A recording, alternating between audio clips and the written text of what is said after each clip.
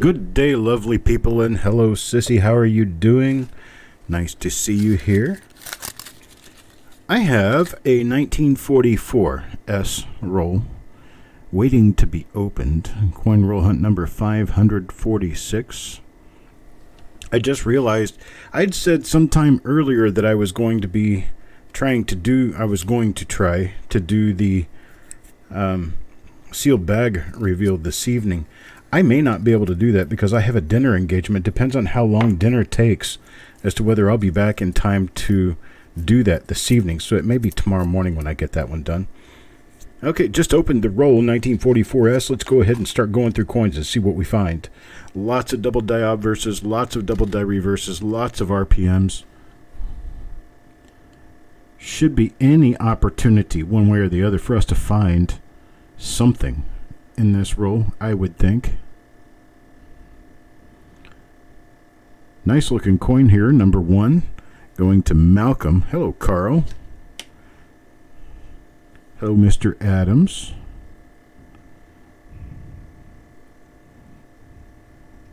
Super nice considering you don't have that one. Well, you do now.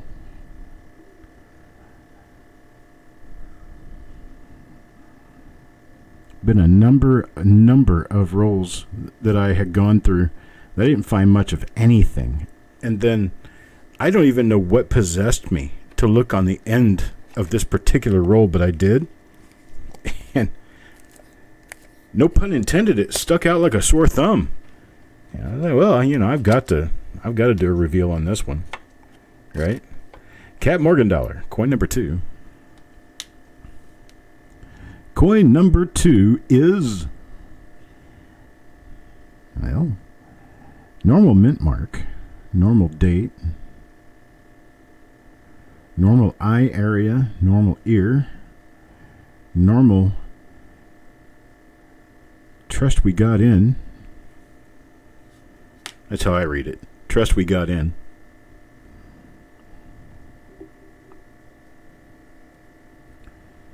And it appears as though a normal reverse is staring us in the face. So, move on from that one. That's coin number 2. There's Mickey. There's Mr. Adams. Nice of you gentlemen to join us today. I was saying earlier during another one of my reveals that I was going to try to get into the bag reveal, the 1995 bag reveal today, but I may not be able to get into that because I have a dinner engagement which I may not return in time to get into more broadcasting later this evening. My dinner engagement's at 6 p.m., so I may or may not make it back. We'll just have to see. If we do, I will schedule it and get it done. Otherwise, I'll do it sometime tomorrow during the day. It'll be too hot and too sunny, too bright outside to do much for me anyway. You guys have to understand, I have lupus. I can't be out in the sun for very long. So on these nice, beautiful, hot, sunny days when I would go to the lake and go fishing or go swimming or something when I was younger, hang out all day at the creek or whatever, I can't do any of that stuff anymore. Not unless it's at least cloudy. Oh, did my camera did. I need to activate my camera. Here we go. There's coin number 5. Coin number 4. Coin number 4 and it goes to Tyler. Tyler and coin number 4, we don't have anything yet.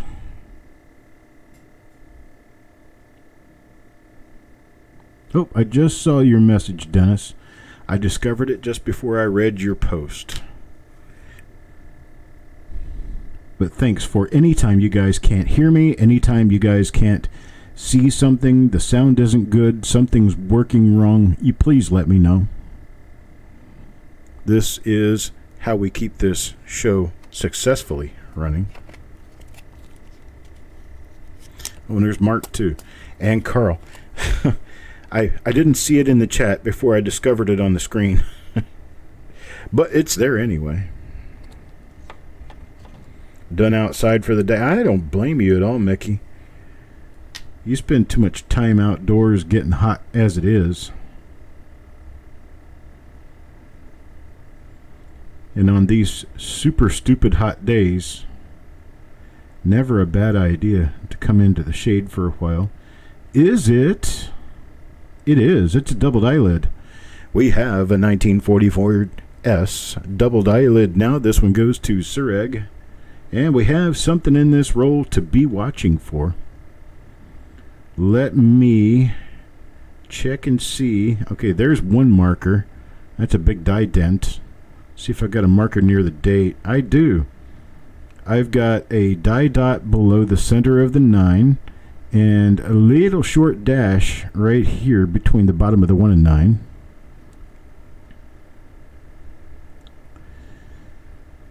Got a couple of little die scratches right up in here next to the bow tie area. And then we've got that doubled eyelid. So we've got markers for the obverse. Let's see if the reverse provides us a double die. Nice lamination here on this coin. You can see the striations from the lamination. We don't have any hub doubling on this side though. Not a double die.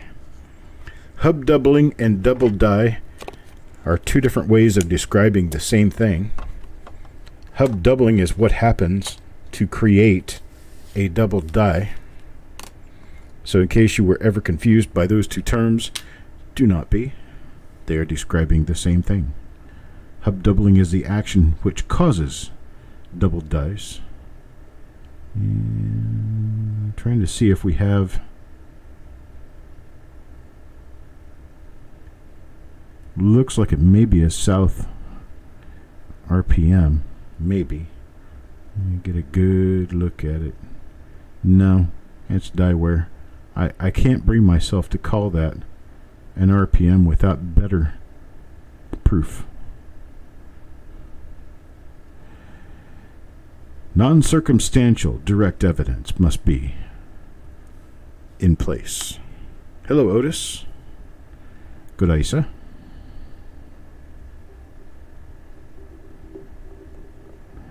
Well, nothing there. Unfortunately. All right, coin number 7. Coin number 7 is going to go to Malcolm. Back to Malcolm. Let's see what we get. It does not appear to be the doubled eyelid. This one could possibly be a slight class 6 double die. And just not getting enough to call the action shot on that one. So, yeah. That one also looks like it could possibly be a really minor doubled eyelid, but it's not enough to list.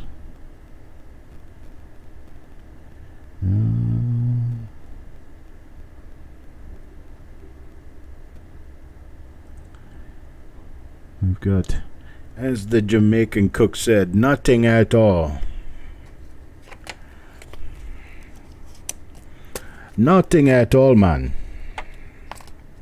Okay, that's my best Jamaican. Crispy?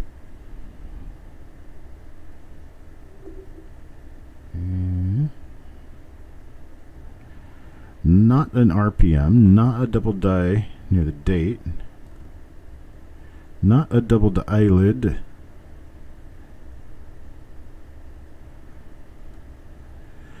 Okay, nothing on the obverse of this coin. Let's check the reverse real quick and see if we happen to have a double die. We do have a late die state coin, or a late die state reverse, which is probably how it should be described. The die state has nothing to do with anything on the coin except the design itself on one side. So it would be a late die state reverse, late die state obverse, not a late die state coin.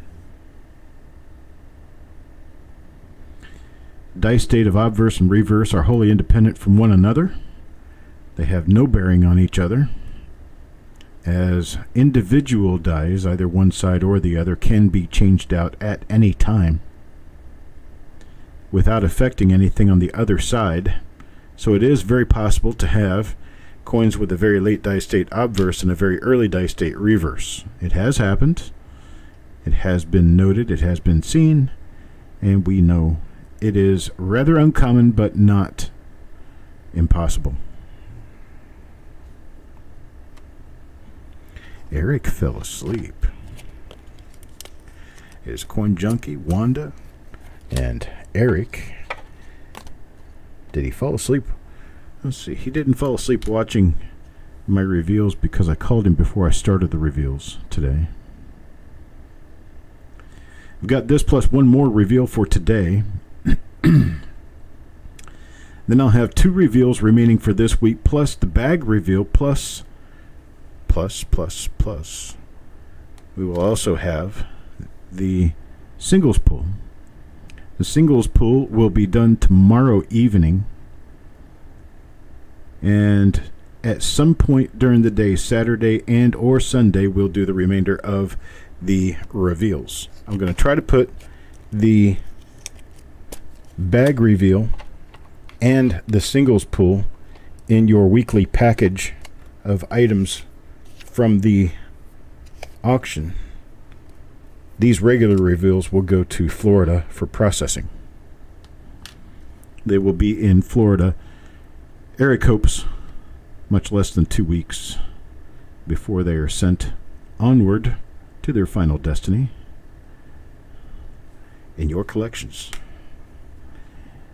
Destination, not destiny. It is your destiny. Join me on the dark side. What's that kind of sounded like there? Number 12.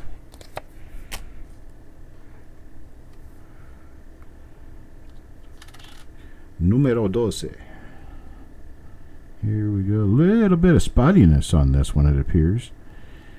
But we're not showing an RPM. We're not showing a doubled die, of which I have found 1 in this roll so far. Rather small Class 4 doubled eyelid. Class 4 offset hub doubling. This is when the hubbing press is not agreeing with exactly where the previous die setting was in a subsequent die pressing in the multiple hubbing process years, which go up to about 1996. What happens is the die, once it's annealed and sent back to the hubbing press for an additional hubbing, which is a pressing, the die is placed into the machine so that it is cocked either to the north, south, east, west, northeast, southeast, southwest, northwest, something like that, from its original hubbing position, changing the design so that the entire design is shifted in one direction or another, offset from the original design hubbing. This one could be a minor class 6 reverse. So I might hang on to that and let Eric take a look at it. Can't hurt anything, that's for sure.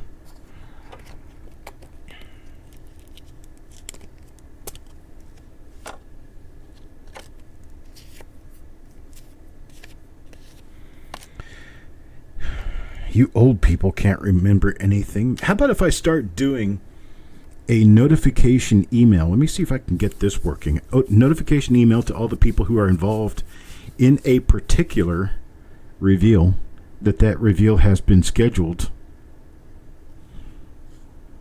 That way you don't have to count on YouTube or YouTube at all to send its graces to you and let you know that your presence is requested in the coin room. So I'd probably have 15, maybe 20, maybe even about 15 to 20 participants in each roll.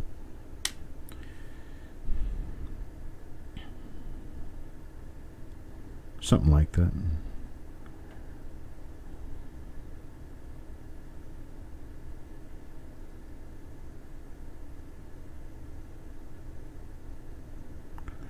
You're currently an older woman.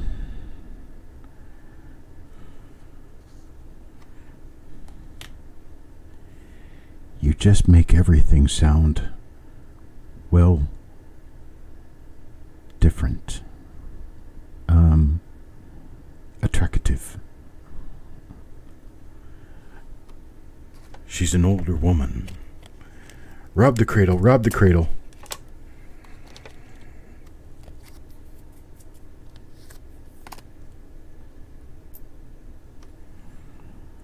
Yes, my birthday is coming up, just like it does all the other years.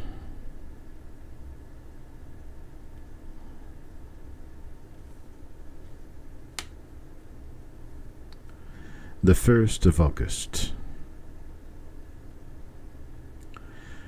Oh, really? What year? Every year.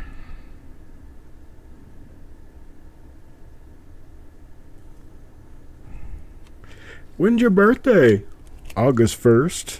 What year? Every year. Thank you. Thank you. Thank you very much.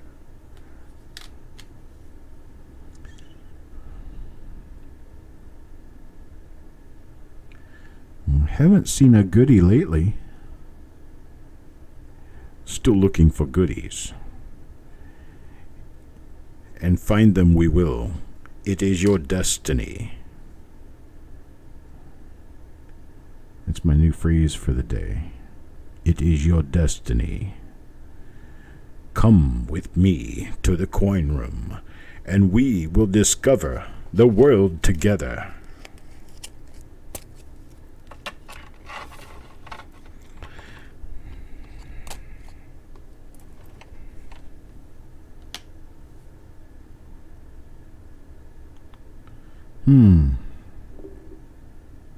That's interesting. Little rim cuds going on there. That could be a marker for something. It doesn't appear to be a marker for anything we're actually looking for, though. It could be. Dun, dun, dun. Dun, dun, dun, dun, dun, dun, dun, dun, dun, dun, dun. Play you some elevator music while we search through coins.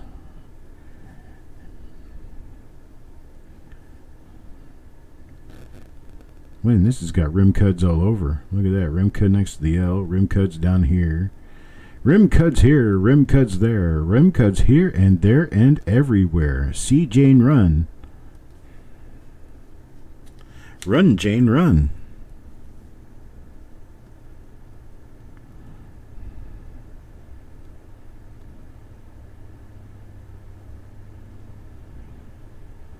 See Spot chase Jane.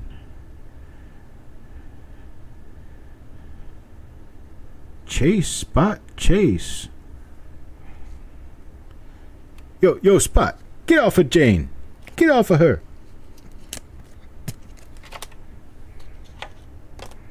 Nasty dog. All right, up next.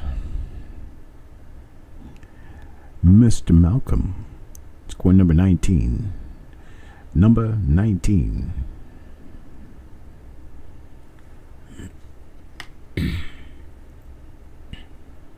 You heard Judas Priest in a music track? Dun, dun, dun, dun.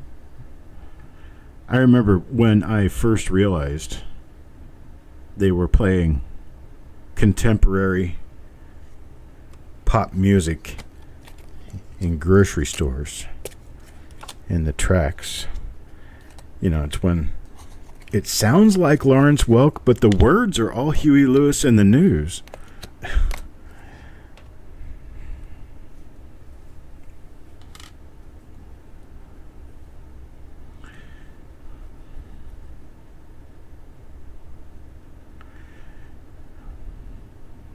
I think, Mickey, if you knew exactly what it was Wanda listened to, it would curl your toenails.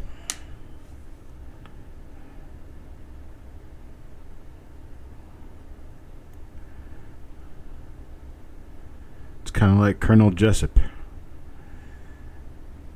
You don't want the truth. You can't handle the truth.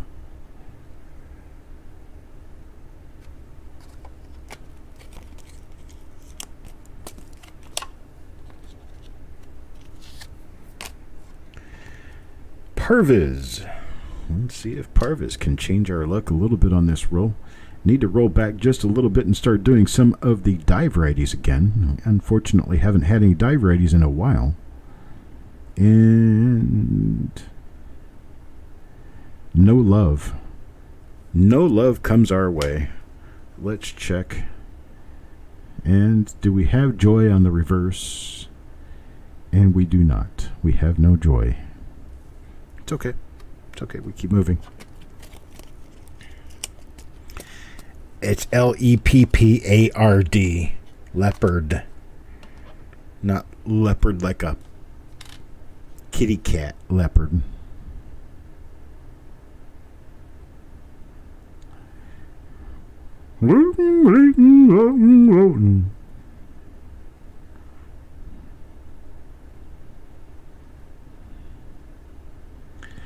I tried for years to figure out what that meant.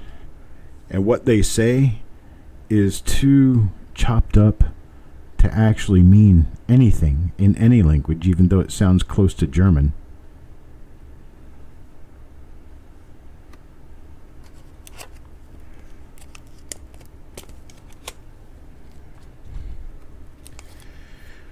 $23. Jim Fletcher. Let's see if Mr. Fletcher... Oh, looky there. We have some toning. Toning alert. Toning alert. It's a toner.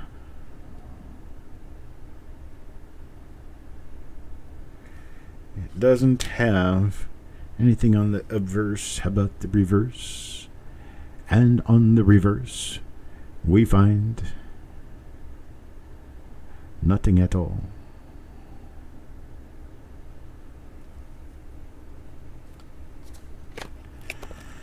So who all do we have in here today? We've got a lot of concurrent viewers. There's 12 people in here right now. We only got 2 or 3 loudmouths in here, though. What about the rest of you? Other people, cat got your tongue? Cat got your fingers tied? Can't type, can't say nothing. Otis is here. Okay, Otis came in at the beginning. With 12 people, we've not had 12 people yet bounce up and say hello. Eric is just reading the chat. Calipigian J. Hello, Calipigian. I hope... Well, I know your weather's hot. You're not very far away from me. I hope the hot weather isn't ill-affecting your day. I cleaned out my car yesterday evening after sunset and was still drenched in sweat trying to do so.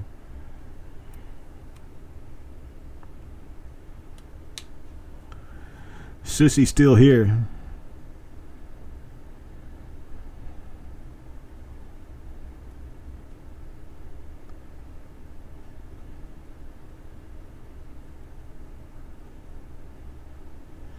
First estimate for your pool cage. Kind of shocked. So he was either shocked that it was so cheap or shocked that it was so expensive. I'm probably going to go with shocked that it was so cheap, and I'm going to say $4,000.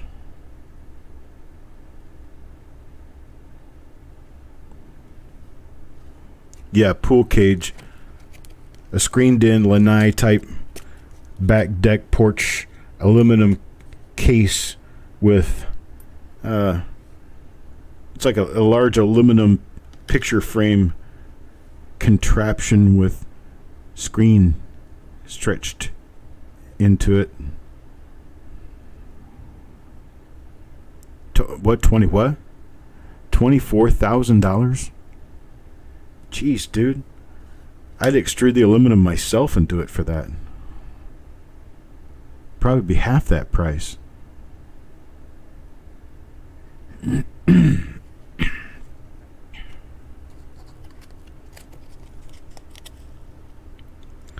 Needless to say, you're getting another estimate. Why don't you call a company from somewhere up here and pay them to travel? Because I think your Florida companies are juicing you. Ooh. That is a double die. Eric, this one's going to be tough. This is a Class 6 double die. It is a quite late die state of a very nice double die. What was a gorgeous double die. Look at that. But it's going to be hard to identify. If we do get this one identified, it's going to be really nice to photograph it because a lot of them tend to come out looking like this.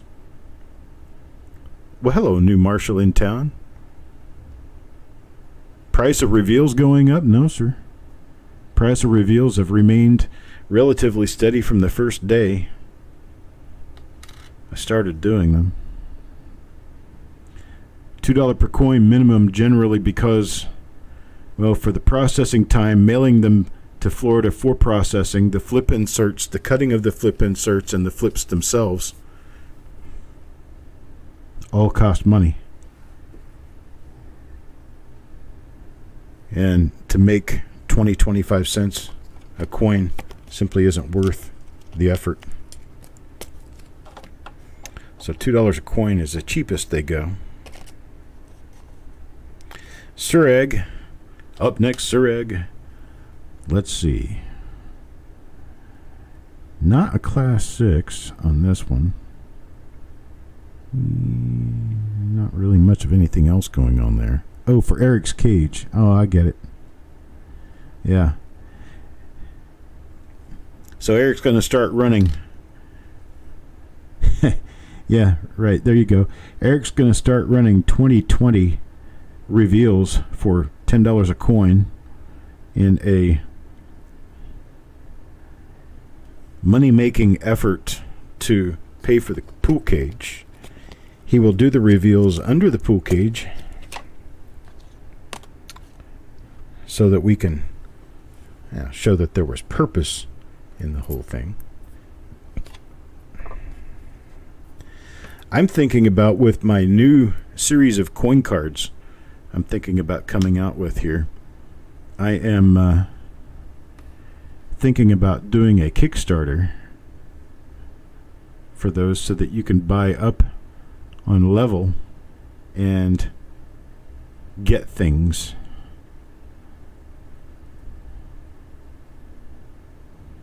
There will be chase cards involved. Regular cards will be 90 cards per series. Series 1 will be released a little later this year.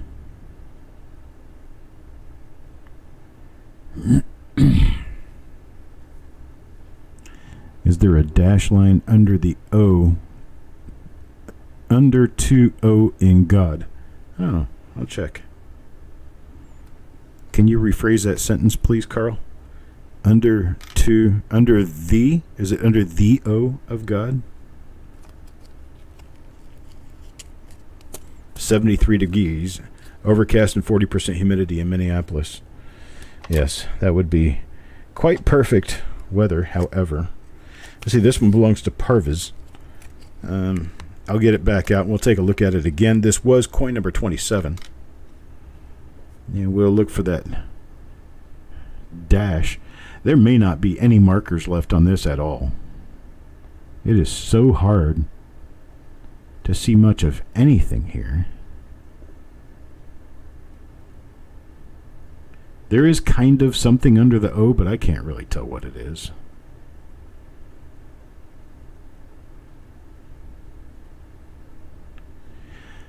Well, I mean, yeah, usually I'm a stickler if you're actually going to publish something. I mean, if you're going to write and publish something, you need to be specific about your words. But in a chat like this, it's only if I can't understand what the question was or what the comment was that I have to ask for rephrasing for clarification. Although in my review of that coin, I can't see anything for markers. Here's for Dennis. This one's for Dennis. This is coin number 30 now. And Nothing on the obverse. Let me check the reverse.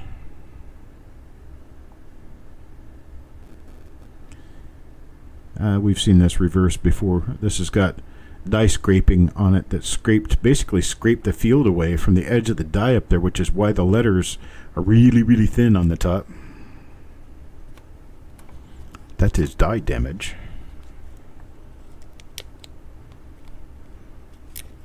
Yes, Eric does speak fluent Détroit.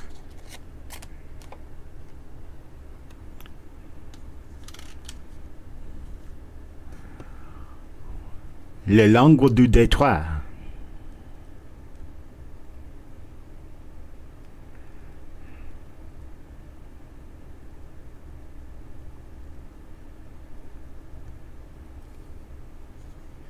It's a mixture of Canadian and toothless fisherman and deaf auto factory worker.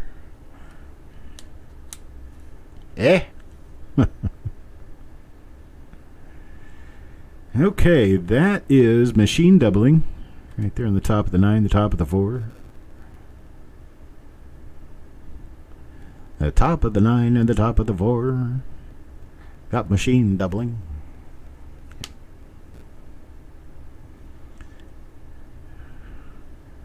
Well, Mickey's accent's a little bit different from Détroit. Mickey's is lower Atlantic. That's right. You take a 1/3 hayseed. You take a 1/3 polecat and mix them up with an English fisherman, and you get coast of North Carolina.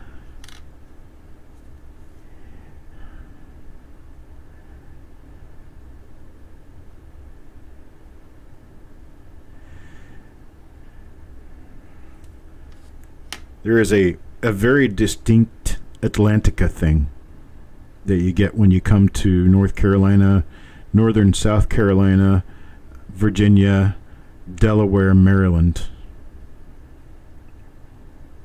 From the Delmarva south to South Carolina. When you say KNOW, most Americans would say you know. You know? If you're an Atlantica, you say it you know. It comes out almost like it's Australian. You know?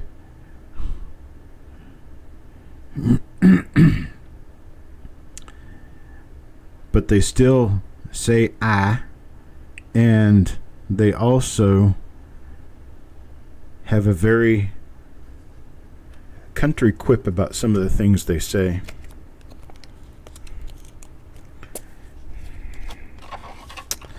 They pronounce else with a T in the middle of it. Else. Instead of saying beside it, they say beside of it. And they just don't pronounce it of, it's of. Beside of it. Tell me any of this isn't true. My grandmother was an Atlantican.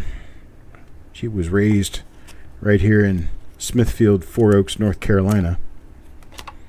And when I was a kid and she would talk, I knew there was something different about the way she talked, but I just didn't particularly pick up on it as being something different from quote-unquote us in Missouri. And I have a Missouri accent. If you want to know where my accent comes from, generally just Missouri.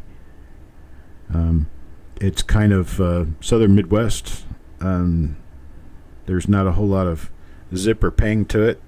There's a few things that we say in my part of the country that you don't generally hear in other parts of the country, such as when you want to address many people, you don't say y'all, you don't say you guys, use guys, you say Yuns.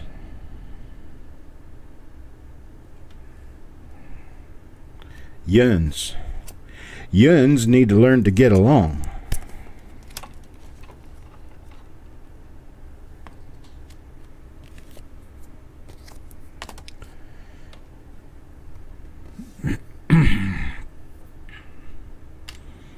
No, I haven't seen any feral humans lately. I saw a thing.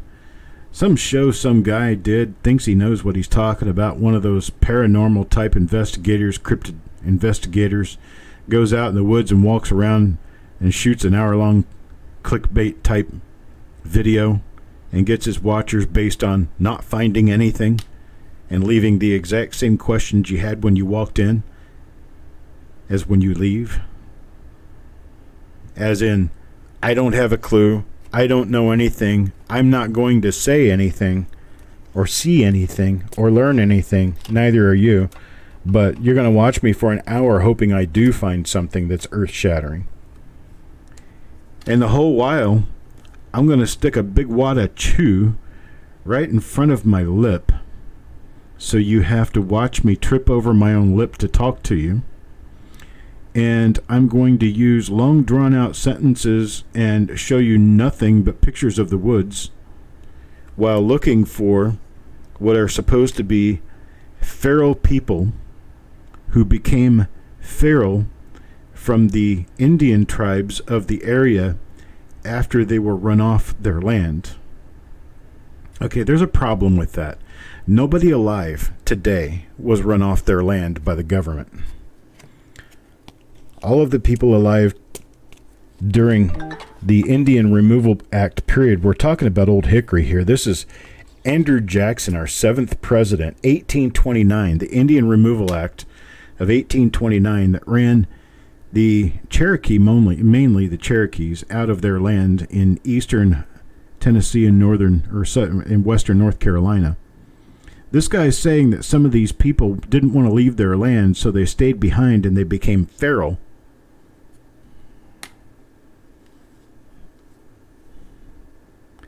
Which just absolutely angered me to no end, to the nth degree.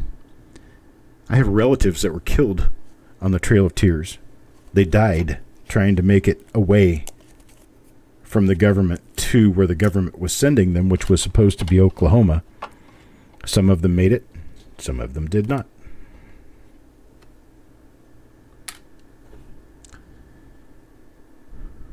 But I have an ancestor who did not. Anyhow, it was horrible, to say the very least. A absolutely terrible attempt at production, and nothing better than clickbait. If you happen to find, I'm not going to name the person, I'm not going to name the video. All you need to know is the subject. Feral people in the area that I'm talking about where the Cherokees were removed by declaration of Andrew Jackson in 1829, which, by the way, turned over Dahlonega to the white men in and around that period of time, and eventually opened the Dahlonega Mint because of discovery of gold in the area. And the word Dahlonega, in case you don't know, is a Cherokee word meaning yellow rock.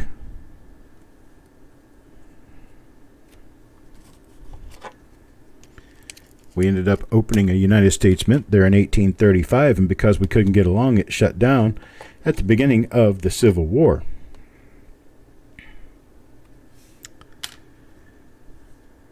Shut it down in 1861, never to reopen.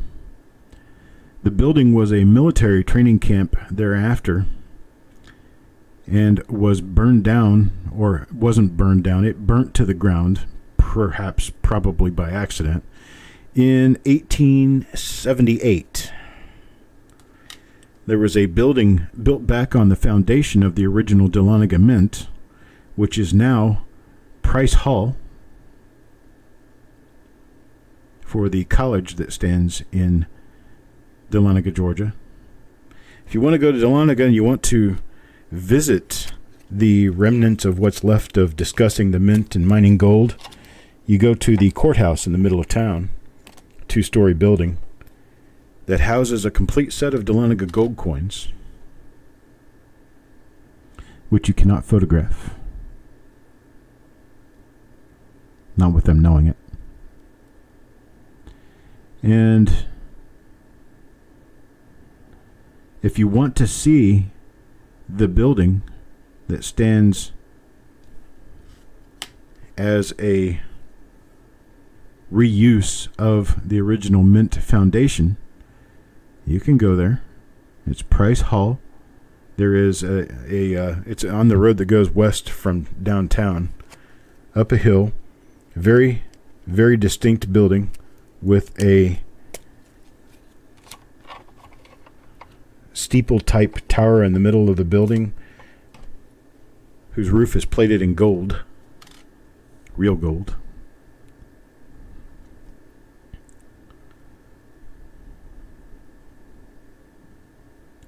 A lot of fun outdoor activities happen in and around the Dahlonega, Georgia area. It's up in the hills in the Appalachians.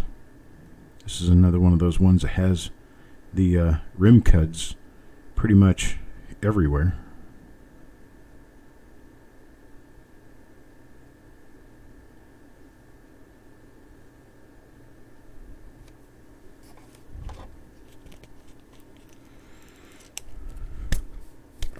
Florida Black Indian.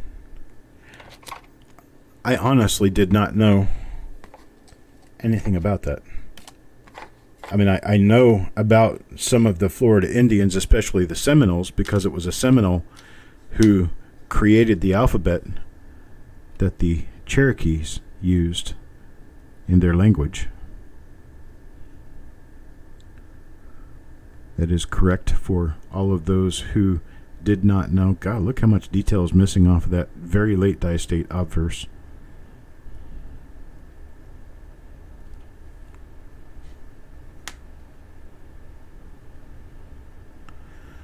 Dahlonega Indians. I will do that as soon as we get finished with the second show here. I'll look it up. Dahlonega Indians.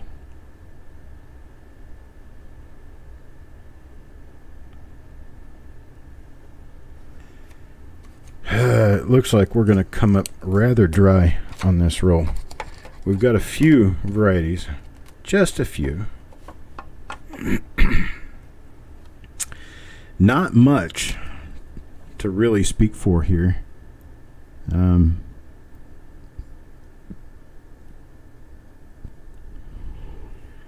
of to be expected sometimes.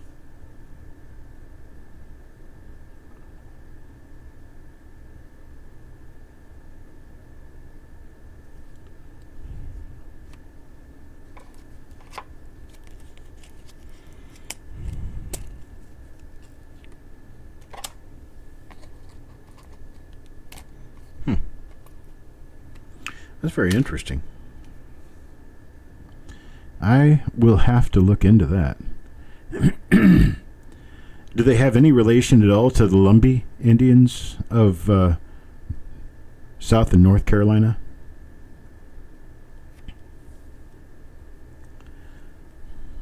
Lumbees have a lot of their own words that they use intertwined with English. The name of the Seminole Indian that came up with the Cherokee alphabet, it was Sequoia. And that's how the people of previous generations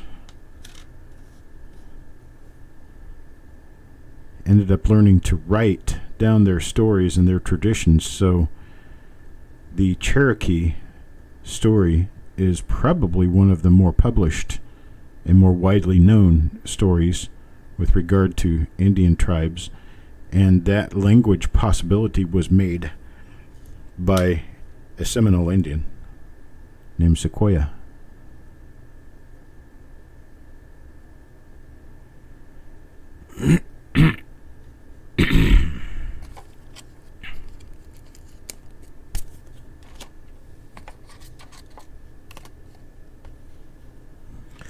But for this guy to say that Cherokee people hiding from the government in North Carolina became feral people, that got me hot in 99 ways. First of all, yeah, the people who we're talking about here aren't alive today. Second, the people that we're talking about were people who lived off the land to begin with. And it was the American government that decided they didn't belong there. So they ran them off their land, killed a lot of them.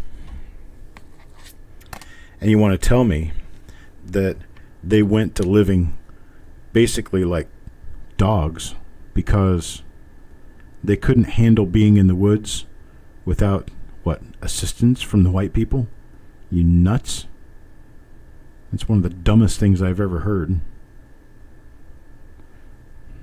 I think we may have a doubled eyelid north on this one.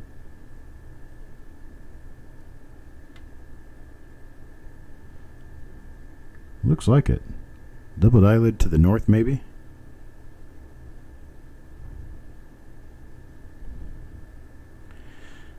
Well, the thing about Bigfoot, I mean, it's one thing that you don't see one alive, but we've never found bones. We've never found a skull. We've never found a single shred of physical evidence of their existence.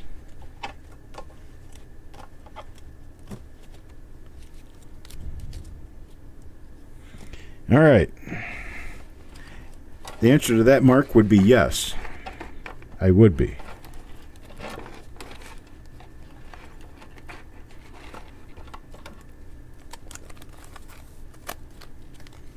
You know, the Scotch-Irish were actually the people who settled most of the Appalachians south of Maryland and Virginia.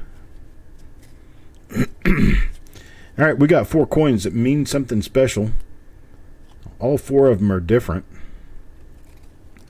And the rest of the roll is, well, it's a roll, but nothing particularly special about the rest of the roll. Give me about 10 minutes to turn everything around here and get us ready for the next roll. And I will return, and we will continue this wonderful educational show plus conversation. We'll see you in just a few minutes.